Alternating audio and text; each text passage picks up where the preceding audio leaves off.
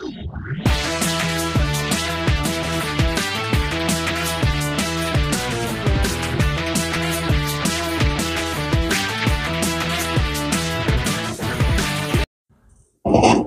video ninyong mapapanood ay kuha sa isang eskwelahan, sa isang lalawigan dito sa atin sa Pilipinas, na hindi ko na lang papangalanan para sa kanilang privacy at seguridad. Marami na akong nakitang video at narinig na kwento tungkol sa eskwelahang ito na puno di umano ng mga pagpaparamdam. At ang unang video na ipapakita ko sa inyo ngayon ay kuha mula sa CCTV ng isang gusali ng nasabing eskwelahan. Ang bilis na. Pero ang lakas ng ano nun. Wala nga. May hangin sir, pero hindi naman Sa tapat na bubuwal yung gaspan. Kasi nakaganon eh. Tawanan yung bala. Tapos ang tuloy ng pilit. Yun.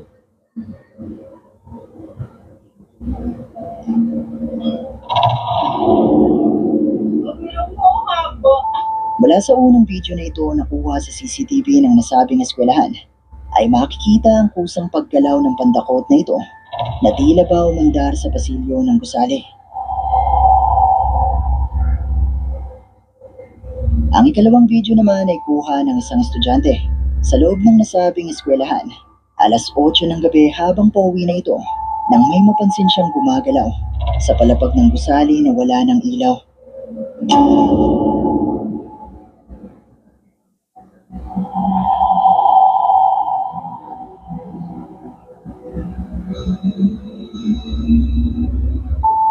Mula sa bidyong ito ay nakuha ng isang estudyante. Ang animoy isang babae na may mahabang itim na buhok at puting kasuotan, na bagamat may kalabuan ay makikitang gumagalaw sa palapag ng gusali na wala ng ilaw.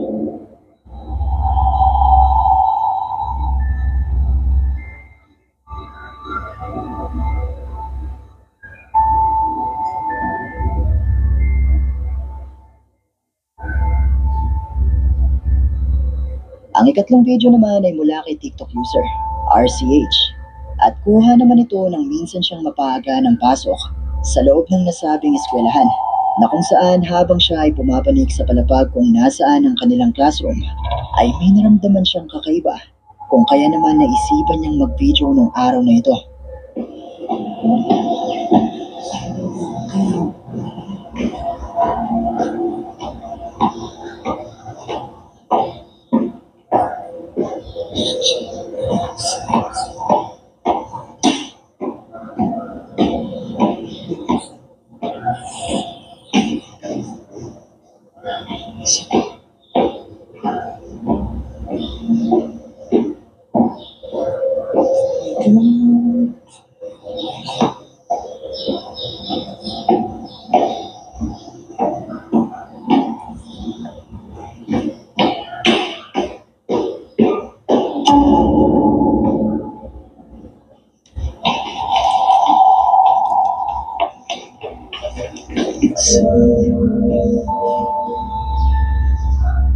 Habang siya ay umaakyat sa hagdanan ng gusali, ay nahagip ng kanyang kamera mula sa palapag na ito.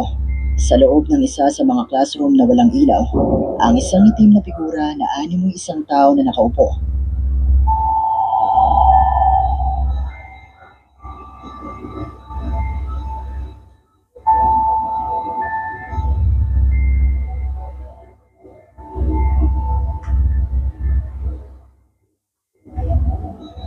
Sa pagbabasa ko ng mga comments ay napag-alaman ko na ang ilan sa mga naging estudyante ng nasabing eskwelahan ay naniniwala na ang mga nagpaparamdam at nagpapakita di umano sa eskwelahang ito ay ang kaluluwa ng mga estudyanteng nasawi noong taon ng 2014. Nangyari ito sa isinagawang field trip na ginanap din sa lalawigan, na kung saan habang ang mga estudyante ay tumatawid sa isang ilog, ay bigla na lang rumagasa ang tubig na nanggaling sa kabundukan, na naging dahilan para matangay ang ilan sa mga estudyante na sa kasamaang palad niya ay hindi na nakaligtas. Marami ang nagsasabi na kasalanan nito ng eskwelahan, pero para sa akin ay hindi lang sila ang may kasalanan dito, at hindi lang ito responsibilidad ng eskwelahan. Dahil kung noon pa man ay meron ng flood control ang lalawigan, ay maaari sanang maiwasan o mabawasan man lang ang mga ganitong klase ng trahedya. At isa pa lumabas sa aking pananaliksik na ang lalawigan na ito ay isa sa mga lalawigan na may pinakamalaking budget para sa flood control projects. Kaya naman para sa mga trahedya na nangyari at sa mga buhay na nawala ay hindi natin dapat makalimutan ang isyu na ito. At ang mapanagot ang mga may sala ay ang pinakamagandang hustisya na maibibigay natin sa mga naging biktima.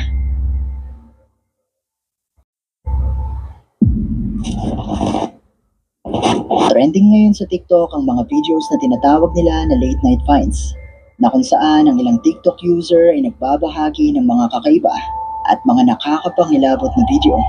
At isa nga sa mga kumalat nitong nakaraan ay ang video ng TikTok user na si JBL na ipinadala di umano ng isa sa kanilang night shift nurse. Nakuha sa isang bakanting estasyon sa loob ng ospital kung saan siya ay nagtatrabaho.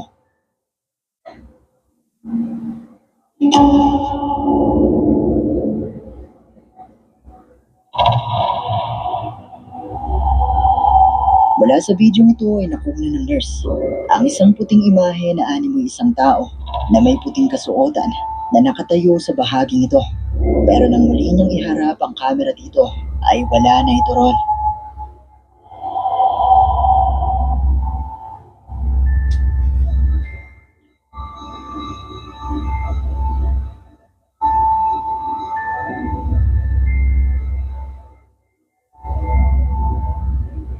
Ang video nito naman ay mula kay TikTok user RC Del Manuel at kuha naman di umano ito mula sa CCTV ng parking lot ng isang transient house sa Baguio, na kung saan ay habang maulan ng panahon ay may nahagip di umanong kakaiba ang CCTV.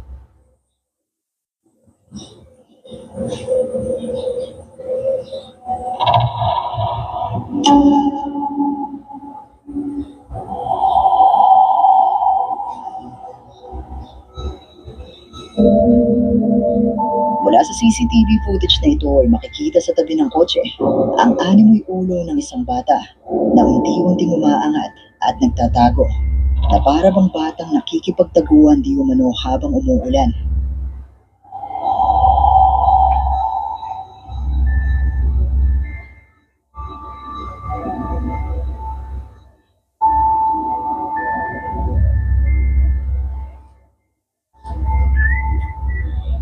Ang mga video ito ay patuloy na kumakalat ngayon sa TikTok, pero wala tayo masyadong makuhang impormasyon mula sa kanilang mga uploader. Pero mga multo nga kaya ang nakunan nila sa mga video nito. Malaya kayong i-comment sa ibaba ang inyong mga opinion. Kung ginawa mo, naligo ka. Ang dami ng mga...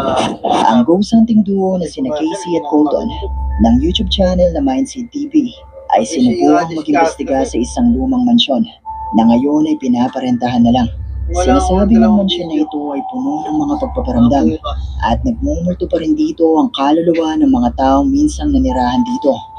At isa pa sa mga itinuturong dahilan kung bakit may mga pagpaparamdam dito ay dahil sa tabi nito ay may dalawang lumang sementeryo.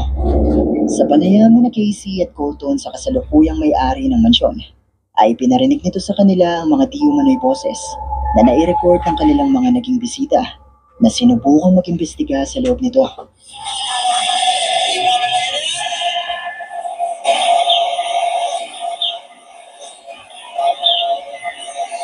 He said, sure. Okay. I think he wants you to take your shirt off.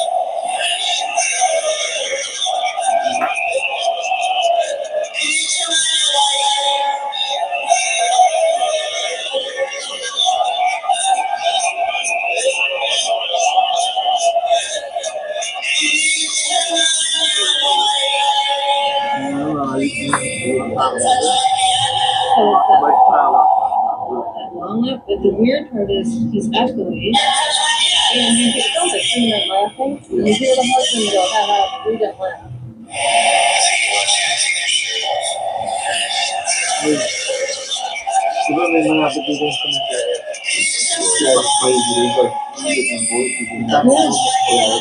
Yeah. You would think that there was another man in the room with you guys. It was just Oh, him. yeah. And plus, that spirit laugh is weird and echoey too. It So it is. doesn't sound like our voices when we're talking. This is caught in the green room. That's right above us. You actually hear a man walking around. And also, you hear their paranormal music box go off. So something triggered the music box to go off, but then you hear the man like limping and walking, and you hear him say, "Screw you."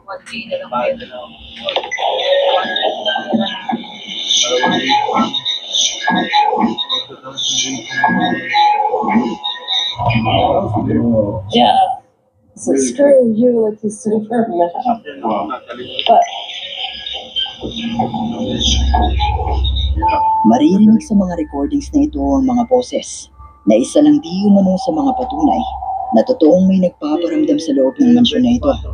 Matapos ang panayam sa pagkagat ng dilim, ay muling bumalik sina Casey at Colton para umpisahan ang kanilang investigasyon.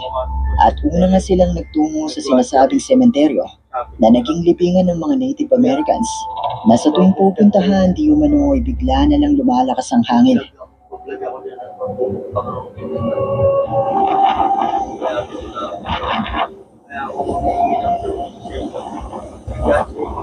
Oh yeah, big time.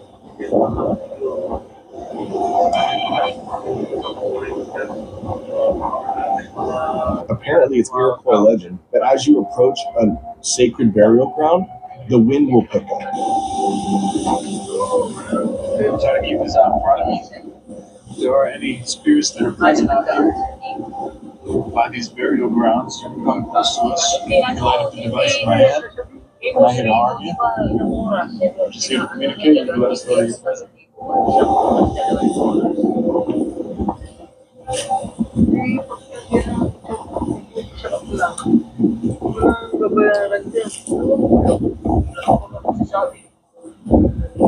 She said they've gotten enough spikes out here, right? She also had mentioned that when you start to get close to their plots, the wind will pick up almost just like there's no way that it can only be windy in this spot and nowhere else, you know?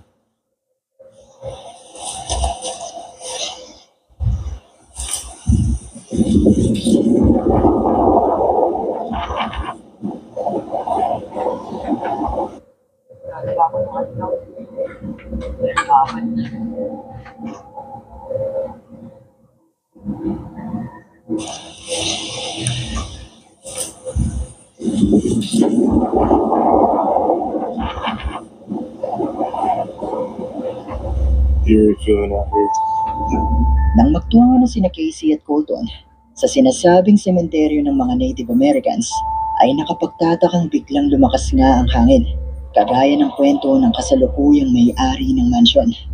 Matapos nito ay nagtungo na ang dalawa sa mansyon para doon ituloy ang kanilang investigasyon. So in this living quarters here, this is where her name is Mina, right? Mina, yeah. Mina. This is where Mina appears. She's been calling the channel. She's been seeing the windows. Mina, if you're here right now, would you mind coming close to us, lighting up this device in my hand? Maybe the lights out. Yeah, just flipped off one time. Mina, can you come close to this device right here? It'll start blinking. It will not harm you. Let us know you're present. Twice. Can you give us a sign that you're here? Mga pagtanong mo na yun, di ba pwede isang pa yan sa may, ano? Yeah. Kailangan nandyan yan. Hang on, man. Lights off.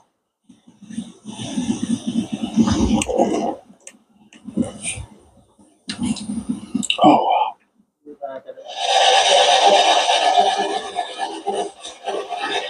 And we were hearing very strange noises. We had to stop the spirit box a couple times.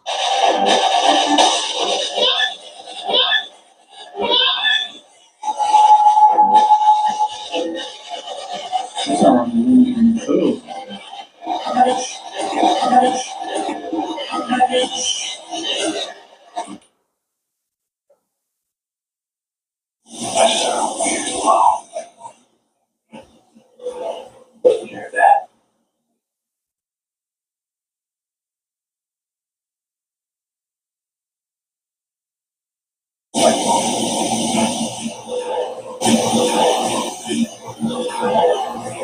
Hear that?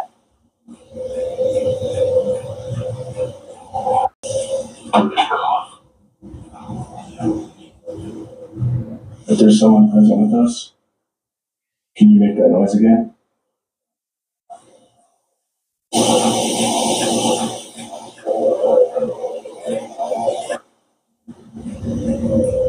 Sounded like someone moaned a minute ago. Can you do that again?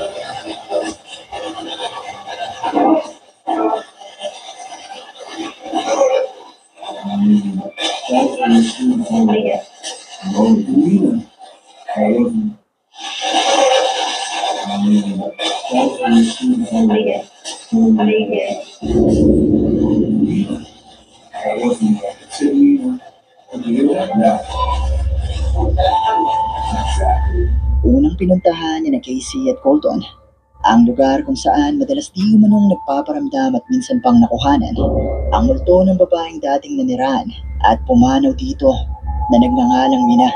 At habang sinusubukan nga nila na makipag-ugnayan dito, ay nakarinig sila ng mga tunog at boses at nakunan ng kanilang kamera mula sa bintanang ito ang mabilis na pagdaan ng isang anino.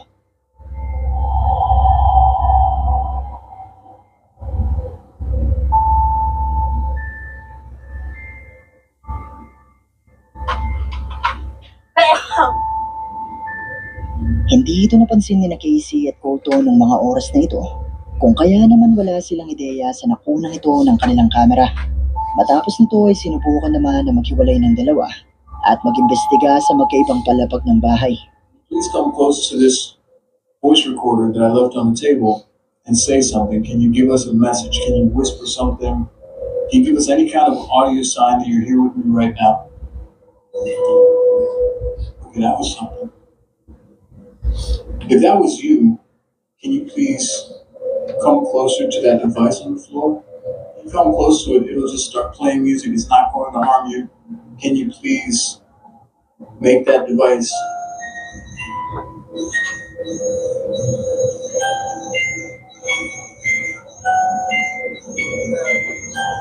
Wow.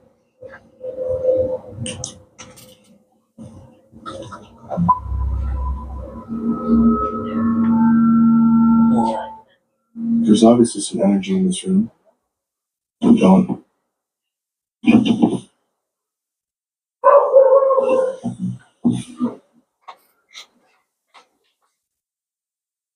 There's obviously some energy in this room. Don't.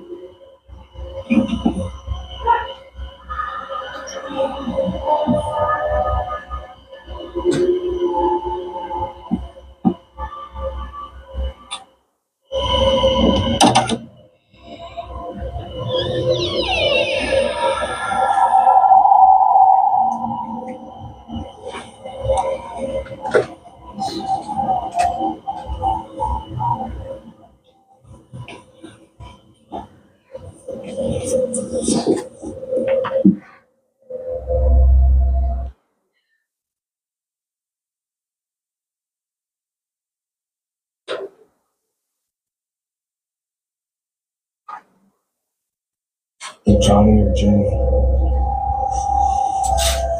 You stated through the obelisk that you could sense my aura.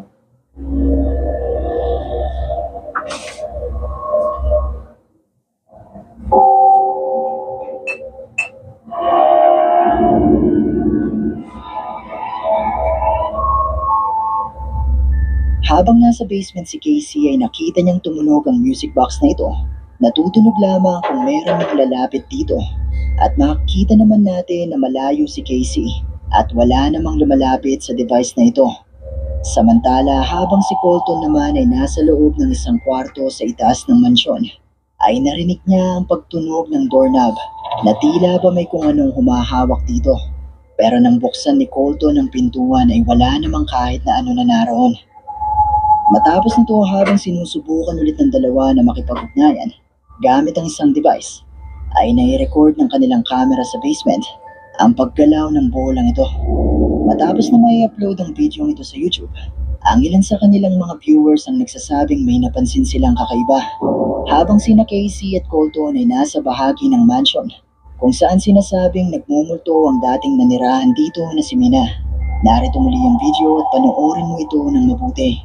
There's someone present with us. Can you make that noise again?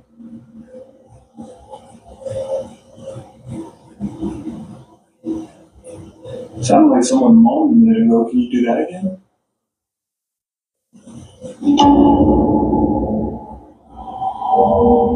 Mula sa video ito ay napansin ng kanilang mga viewers ang animoy mukha ng isang tao na nakasilip sa dalawa mula sa siwang na ito ng pintuan na hindi nila nakikita ng mga oras na ito. At ayon sa ilang viewers ay posibleng ito ay ang multo ng dating nanirahan dito na si Mina na minsang nakunan sa litratong ito.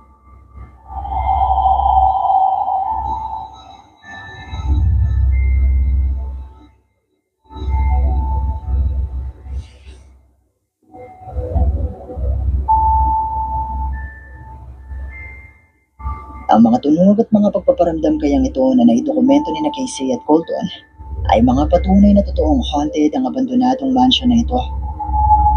Posible nga kaya na ang multo ni Mina ang nakunang ito ng kanilang kamera. Kayo, ano sa palagay nyo?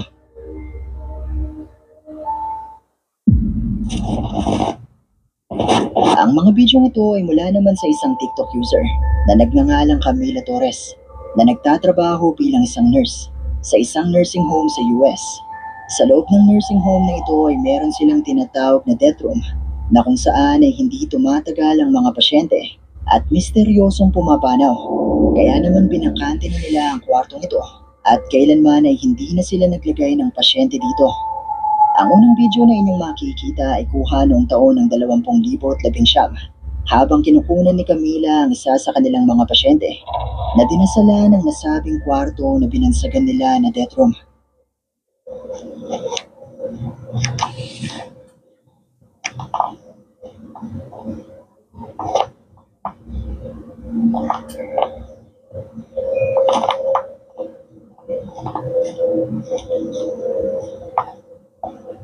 Heavenly Father, I ask for your divine presence to fill this space. May your light shine brightly through every room, cleansing this home of any negativity, fear, or unrest. Let peace dwell in every corner and watch the foundation of every wall. Bless this home with your protection, surrounding you with your angels, and shielding it from harm and evil. May every door be a passage to your grace. Mula sa video ito habang dinadasalan ng matanda ang nasabing kwarto, ay makikitang bigla na lang umangat ang rosaryo na hawak nito na tila ba may kung anong naroon sa loob ng kwarto na humigit dito.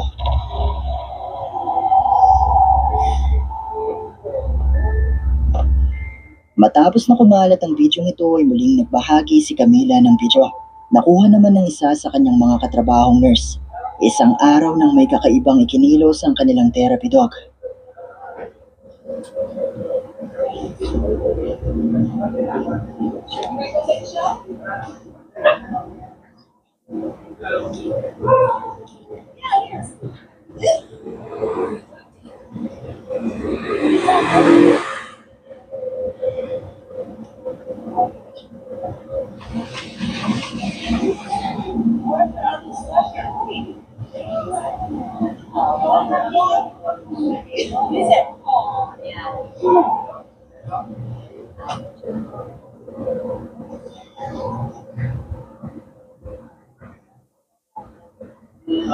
Hindi mo sisinungaling yun. Pumunta sa one foot na room. Nakikita niyo ba yung dating nakatira niya? Hindi namatay. Okay na, papakamdam.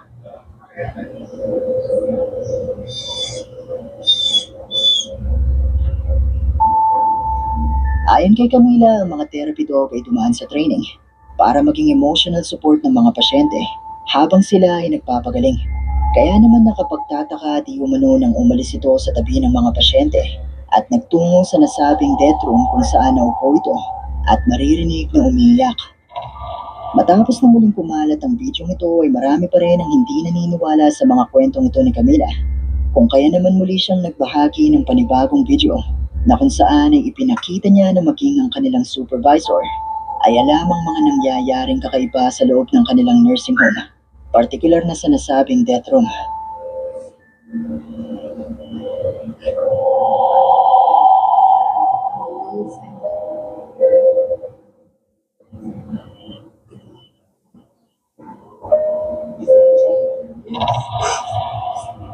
Did you just get that on camera? No. Stop. I'm not going you anymore. I don't like this. No, I don't like this. I don't like this.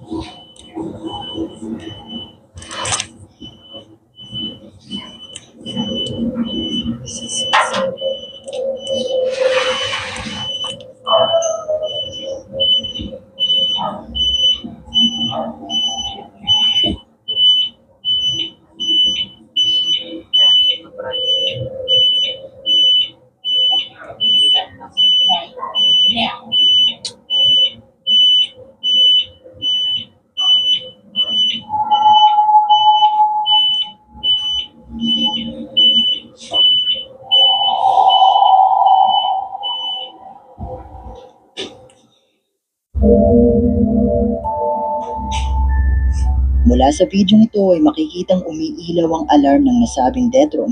Naiilaw lamang kung may pasyente na pipindot dito. Pero ayon nga kay Camila, ay matagal ng bakante ang nasabing kwarto. At nang magtungo nga ang kanilang supervisor para i-check ito, ay wala naman silang nakitang kahit na ano na posibleng pumindot sa alarm ng kwarto. Bagamat may ilang hindi naniniwala ay nanindigan si Camila na totoo ang mga video ito at hindi nila ito gawa-gawa lang. Pero katulad pa rin ng palagi kong sinasabi, nasa inyo na kung maniniwala ba kayo o hindi.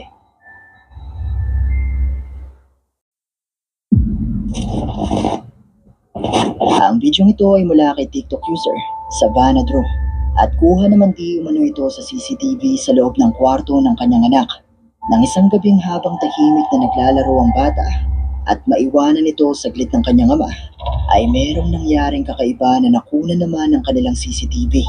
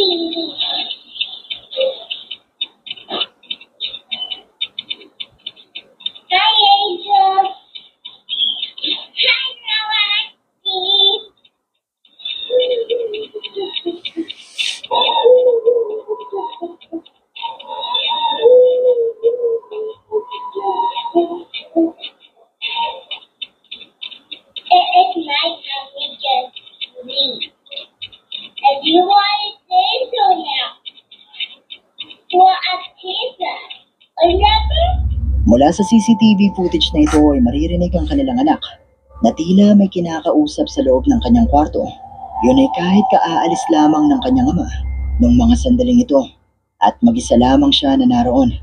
Pero ang mas nakapangingilabot di umano sa videong ito ay binanggit ng batang ito ang pangalan ng lola ng kanyang ina. Nakalilibing lamang nung araw na ito.